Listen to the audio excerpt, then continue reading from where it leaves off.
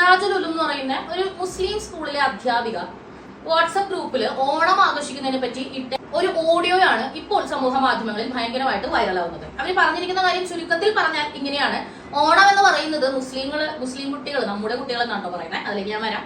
അത് ശരിയല്ല ആഘോഷിക്കുന്നത്. അവര് പുതിയ ഡ്രസ്സ് വാങ്ങുന്നത്, പൂക്കൾ ഇടുന്നത്, അപ്പൊ അങ്ങനെ ഈ ആഘോഷങ്ങളെ പറ്റി ഒരുപാട് പറയുന്നുണ്ട്. അപ്പൊ ഇത് ഇസ്ലാമികമല്ല, അതിനെന്തൊക്കെയോ ടേം അവർ പറയുന്നുണ്ട്. നമുക്ക് പേഴ്സണലി അത് അറിയാത്തതുകൊണ്ട് നമുക്ക് കിട്ടേക്കാം. അപ്പൊ എന്തായാലും ഇസ്ലാമികമല്ല ഓണം ആഘോഷിക്കുന്നത്. അപ്പം അത് നമ്മുടെ സ്കൂളിൽ നമ്മൾ ഇത്തവണ ഭയങ്കര ചുരുക്കിയാണോ ചെയ്യാൻ വേണ്ടി ശ്രമിക്കുന്നത്. അപ്പൊ നിങ്ങൾ പാരന്റ്സ് കുട്ടികൾക്ക് പറഞ്ഞു കൊടുക്കുക എന്നുള്ള രീതിയിലാണ് ഇത് പറഞ്ഞിരിക്കുന്നത്. അപ്പൊ ഇത് വലിയ രീതിയിൽ ചർച്ചയായിരുന്നു. ഓണം എന്ന് പറയുന്നത് നമുക്കറിയാം മലയാളികളുടെ ആഘോഷമാണ് അല്ലെ. അപ്പൊ ഓണത്തിൽ എങ്ങനെയാണ് ഒരു മതം വരുന്നത്? അതുപോലെ തന്നെ കുട്ടികൾ, നിഷ്കളങ്കരായ കുട്ടികളുടെ അടുത്ത് രാഷ്ട്രീയവും മതവും ഒക്കെ ഇൻഫ്യൂസ് ചെയ്യുമ്പോൾ, അതും പറഞ്ഞ് അവരെ വേർതിരിക്കുമ്പോൾ ഉണ്ടാവുന്ന കുഴപ്പങ്ങൾ എന്തൊക്കെയാണ്? നമുക്ക് ഇതേക്കുറിച്ച് സംസാരിക്കാം.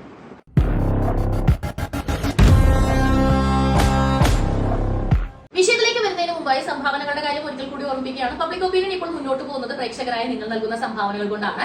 കുറച്ചു കാലം കൂടി ഇങ്ങനെ മുന്നോട്ട് പോകാനായിട്ട് നിങ്ങളുടെ സംഭാവനകൾ വേണ്ടി വരും. കാരണം നമ്മൾ ഈ നമ്മുടെ വീഡിയോ ചെയ്യുമ്പോൾ നമുക്ക് ലഭിക്കുന്ന മോണിറ്റൈസേഷൻ, യൂട്യൂബ്, ഫേസ്ബുക്ക് മാധ്യമങ്ങളിൽ നമ്മൾ വീഡിയോ അപ്ലോഡ് ചെയ്യുമ്പോൾ കിട്ടുന്ന വരുമാനത്തിന് പറയുന്ന പേരാണ്. അത് കിട്ടാതിരിക്കാൻ ഒരുപാട് പേര് നെഗറ്റീവ് റിപ്പോർട്ട് അടിക്കുന്നുണ്ട്. അപ്പൊ അതിന്റെ കാര്യങ്ങൾ സോർട്ട് ചെയ്തുകൊണ്ടിരിക്കുന്നുണ്ട്. അപ്പൊ അതുവരെ നിങ്ങളുടെ ഒരു ഫിനാൻഷ്യൽ സപ്പോർട്ട് നമുക്ക് വേണം ചാനൽ മുന്നോട്ട് പോകാൻ. അപ്പൊ ഞാൻ പറയുന്ന കാര്യങ്ങൾ കാണാൻ ഇഷ്ടമാണ് എന്ന് വിചാരിക്കുന്ന ആളുകൾ മാത്രം സപ്പോർട്ട് ചെയ്താൽ മതി, അല്ലാത്തവരൊന്നും ചെയ്യേണ്ടെന്ന് ഞാൻ പറഞ്ഞിട്ടുണ്ട്. ഇനി ഫിനാൻഷ്യലി സപ്പോർട്ട് ചെയ്യാൻ പറ്റാത്ത ഒരു വീഡിയോ കണ്ടും കമന്റ് ചെയ്തും ഷെയർ ചെയ്തും ഒക്കെ മാക്സിമം നമുക്ക് സപ്പോർട്ട് ചെയ്താൽ മതി. അപ്പൊ നമ്മുടെ റീച്ചിലേക്കും പഴയ റീച്ചിലേക്കും നമ്മൾ പോകുന്നതാണ്. അപ്പൊ നമുക്ക് വിഷയത്തിലേക്ക് വരാം. ഓണം എന്ന് പറയുന്നത് മഹാബലി എന്ന് പറയുന്ന ഒരു സങ്കല്പമായിട്ട് ബന്ധപ്പെട്ടും ഹിന്ദുസമായിട്ടും കുറച്ചൊക്കെ കണക്റ്റഡ് ആണെന്ന് നമുക്കറിയാം.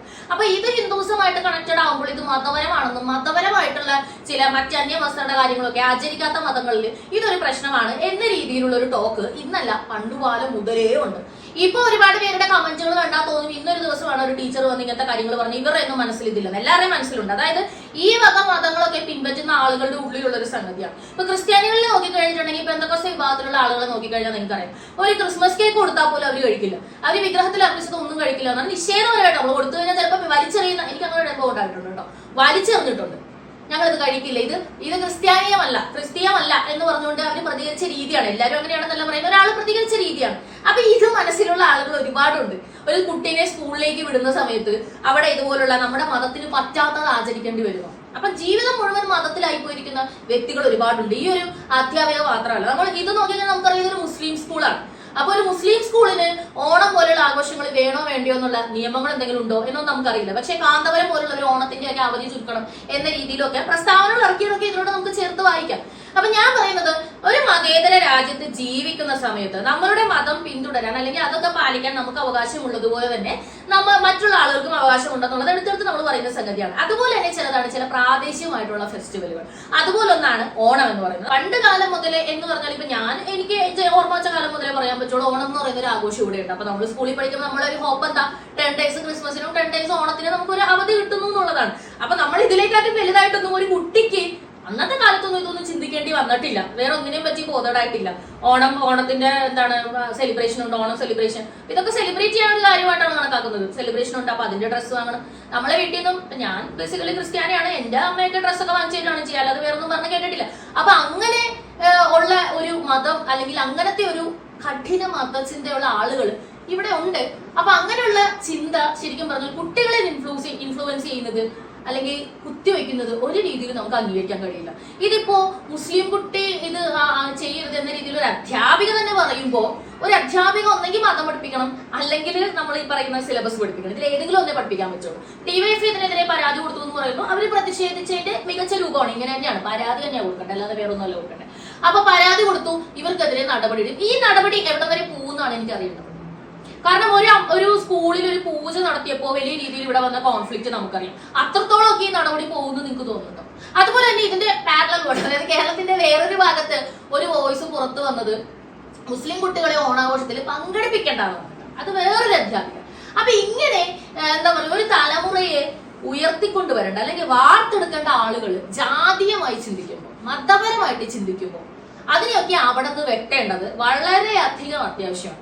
കാരണം ഇനി അങ്ങോട്ട് പോകുമ്പോഴത്തേക്ക് ഈ മതങ്ങളുടെ അമിത സ്വാധീനം എന്ന് പറയുന്നത് നല്ല രീതിയിൽ ഇല്ലാതെയാവും. കാരണം ആളുകളുടെ സ്വാതന്ത്ര്യം ഹരിക്കുന്ന എല്ലാത്തിനെയും ഒഴിവാക്കിയിട്ടാണ് ഇപ്പൊ ആളുകൾ മുന്നോട്ട് പോകുന്നത്. കാരണം ആളുകൾ കൂടുതലും മനസ്സമാധാനത്തിന് മുൻതൂക്കം കൊടുത്തു കഴിഞ്ഞു.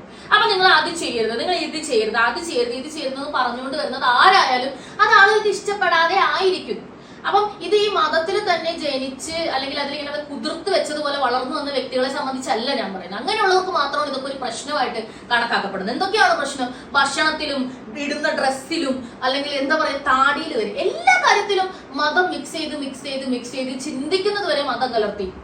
കുറച്ച് ആളുകൾ എന്നോട് പറയുന്നത് കേട്ടിട്ടുണ്ട്, പല കാര്യങ്ങൾ പറയുമ്പോൾ യേശുവിന് ഇഷ്ടമാണോ നോക്കണം, നീ ചില കാര്യങ്ങൾ ചെയ്യുന്നത് യേശുവിന് ഇഷ്ടമല്ല. അപ്പൊ എന്നോട് ഈ പറഞ്ഞ വ്യക്തി ഫസ്റ്റ് പറഞ്ഞത് TV കാണുന്നത് യേശുവിന് ഇഷ്ടമല്ലെന്നാണ്. അപ്പൊ ഞാൻ ചോദിച്ചു, യേശുവിന്റെ കാലത്ത് TV ഇല്ലല്ലോ, പിന്നെ യേശുവിന് TV കാണുന്നത് ഇഷ്ടമല്ലെന്നുള്ളത് നിങ്ങൾക്ക് എങ്ങനെ മനസ്സിലായി? അപ്പൊ നമ്മളിതൊക്കെ ചോദിക്കുമ്പോൾ നമ്മൾ നിഷേധിയായിട്ടൊക്കെയാണ് നമ്മളെ മുദ്ര കുത്തുന്നത്. പക്ഷെ ഞാൻ ചോദിച്ചത് കാര്യമല്ലേ, യേശുവിന്റെ കാലത്ത് TV ഇല്ലല്ലോ, അപ്പൊ യേശുവിന് ഇന്നത് ഇഷ്ടമാണ്, യേശുവിന് ഇന്നത് ഇഷ്ടമല്ല, നിങ്ങൾക്ക് എങ്ങനെയാ മനസ്സിലാക്കാൻ പറ്റുന്നത്? നിങ്ങൾ സത്യം പറഞ്ഞ യേശു എന്താ, യേശുവിനെ പറ്റി പറഞ്ഞിട്ടുള്ളത് ആകെ ബൈബിളിലാണ്. അത് മര്യാദക്ക് വായിച്ചു പഠിച്ചാൽ തന്നെ നിങ്ങൾക്ക് മനസ്സിലാവും ആ വ്യക്തി ആരാണ്. ഈ പറയുന്ന മതങ്ങളിൽ അല്ലെങ്കിൽ മതപണ്ഡിതന്മാർ പഠിപ്പിക്കുന്നത് പോലെ അല്ല എന്നുള്ളത് നമുക്ക് മനസ്സിലാവും. അപ്പൊ ഇതെല്ലാം കോൺഫ്ലിക്റ്റുകളാണ്. ആത്യന്തികമായി നമ്മൾ മനസ്സിലാക്കേണ്ട ഒരു സംഗതി, മനുഷ്യൻ എന്ന് പറയുന്ന ഒരു സാമൂഹിക ജീവിയാണ്. എല്ലാ മനുഷ്യരായിട്ട് ഇടകലർന്ന് ജീവിക്കുമ്പോഴേ ഇവിടെ സന്തോഷവും സമാധാനവും ഉള്ളൂ.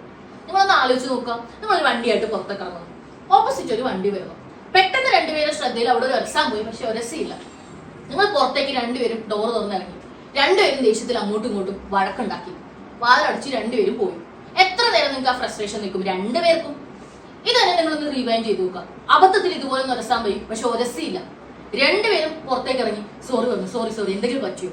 ഇല്ല, ഒന്നും പറ്റിയില്ല. പെട്ടെന്നായിപ്പോയി, എന്താ ചെയ്യാല്ലേ, ഞാൻ പെട്ടെന്ന് നോക്കിയില്ലടോ. ഇതാണ് അവിടെ ചിലപ്പോൾ ഒരു ഫ്രണ്ട്ഷിപ്പ് പുതിയതായിട്ട് ഉണ്ടായിരുന്നിരിക്കും. ഓക്കെ ഏട്ടാ, ഒന്നും പറ്റിയില്ല, കാണാം. രണ്ടുപേരും രണ്ട് സൈഡിലേക്ക് പോയി. എന്തെങ്കിലും ഫ്രസ്ട്രേഷൻ അവിടെ ഉണ്ടായി. മറിച്ച് നിങ്ങളുടെ മുഖത്ത് ഒരു ചിരി ഉണ്ടല്ലോ, അയാൾ ചിരിച്ചിട്ട് സോറി പറയുമ്പോൾ അല്ലെങ്കിൽ ഇങ്ങനെ കാണിക്കുമ്പോൾ നിങ്ങളുടെ മനസ്സിലുണ്ടാകുന്ന ഒരു പ്രശ്നം ഉണ്ടല്ലോ, ഒരു മഞ്ഞുവല നിങ്ങളുടെ മുമ്പിൽ നിന്ന് പോയി.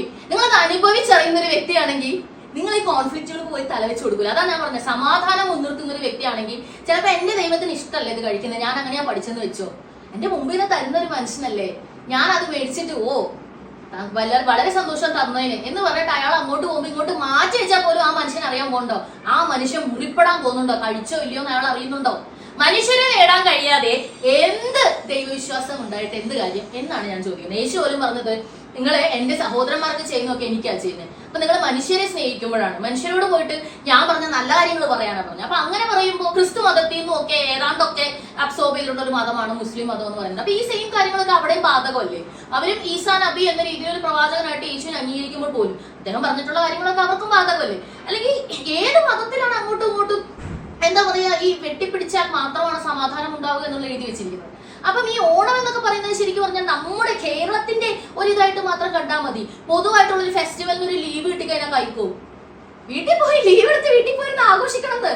നമുക്ക് എല്ലാ ദിവസവും പൊതു അവധി എന്ന് പറഞ്ഞാൽ എന്താ, പബ്ലിക് ഹോളിഡേസ് എന്ന് പറഞ്ഞാൽ കലണ്ടറിൽ അംഗീകരിച്ച അവധിയാണ്. നിങ്ങൾക്ക് അന്ന് സാലറി പോലും തരണം എന്നാണ്, നിങ്ങൾക്ക് വീട്ടിൽ പോയിരുന്നൂടെ?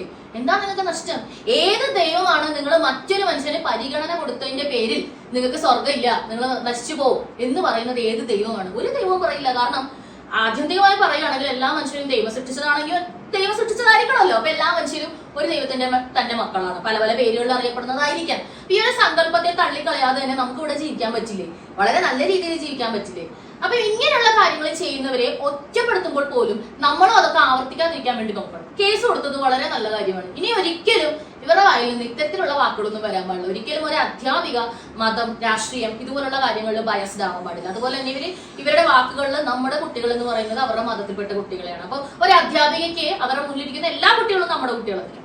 അല്ലാതെ അവരുടെ മതത്തിൽപ്പെട്ടവർ മാത്രമാണ് അവരുടെ കുട്ടികളെങ്കിൽ അവരൊരു അധ്യാപികയായിരിക്കാൻ യോഗ്യേ അല്ല. അപ്പൊ ഇങ്ങനെയുള്ള വ്യക്തികൾ ഉണ്ടെങ്കിൽ അവർക്കെതിരെ നിയമപരമായിട്ട് എന്താ പറയാ പരാതിപ്പെട്ട് ഇവരുടെയൊക്കെ സ്ഥാനങ്ങൾ എടുത്തു കളയണം. ഇങ്ങനെയുള്ള വ്യക്തികളൊന്നും ഈ സ്ഥാനത്തിരിക്കേണ്ട, വേറെ ഏതെങ്കിലും പണി പോയിക്കോട്ടെ, മതം പഠിപ്പിക്കാൻ പോയിക്കോട്ടെ, ഒരു കുഴപ്പമില്ല. അപ്പൊ പറ്റുന്ന പണി ചെയ്താൽ മതിയല്ലോ. ബാക്കിയുള്ള കുട്ടികൾ അതിനകത്തുനിന്ന് എല്ലാവരും പഠിക്കാൻ വരുന്ന സ്ഥലമല്ലേ സ്കൂൾ എന്ന് പറയുന്നത്. അപ്പൊ ഇതിനെ ആ രീതിയിൽ തന്നെയാണ് കൈകാര്യം ചെയ്യേണ്ടത് എന്നാണ് പറയുന്നത്. അപ്പൊ ഓണം എല്ലാവരും വളരെ നന്നായിട്ട് തന്നെ ആഘോഷിക്കുക, അടിപൊളിയായിട്ട് പുതിയ ഉടുപ്പൊക്കെ ഇട്ട് പുതിയ പുതിയ ഫാഷനുകൾ ഓരോന്നൊക്കെ ഇറങ്ങുന്നുണ്ട്. ഓണം എന്ന് പറയുന്നത് വൈവിധ്യങ്ങളുടെ കാലഘട്ടമല്ലേ, നിറങ്ങളുടെ സമയമല്ലേ, ചിരിക്കാനും സന്തോഷിക്കാനും നല്ല നല്ല ഭക്ഷണമൊക്കെ കഴിച്ച് സുഖമായിട്ട് നടന്നുറങ്ങാനൊക്കെ പറ്റിയ ടൈമാണ്. അപ്പൊ സന്തോഷിക്കാനുള്ള സമയങ്ങൾ സന്തോഷിക്കാനാണ്. നമുക്കറിയില്ല നാളെ ചിലപ്പോൾ നമ്മൾ കരയാനാണോ അല്ലെങ്കിൽ ബുദ്ധിമുട്ടാനാണോ എന്നുള്ളത് നമുക്കറിയില്ല. അപ്പൊ ഈ ഒരു മൊമെന്റ് നഷ്ടപ്പെടുത്തിയിട്ട് പിന്നെ നമ്മൾ എന്ത് നേടിയിട്ട് എന്ത് കാര്യം? അപ്പൊ നമുക്ക് മനുഷ്യരെ സ്നേഹിക്കാം, മനുഷ്യരോടൊപ്പം നിൽക്കാം, സാമൂഹിക ജീവിയായിട്ട് തന്നെ നിൽക്കാം, മതവും രാഷ്ട്രീയവും ഒക്കെ പിന്നെ. അപ്പൊ എല്ലാവർക്കും അഡ്വാൻസ് ഓണാശംസകൾ. തുടർന്ന് കാണുക പബ്ലിക് ഒപ്പീനിയൻ.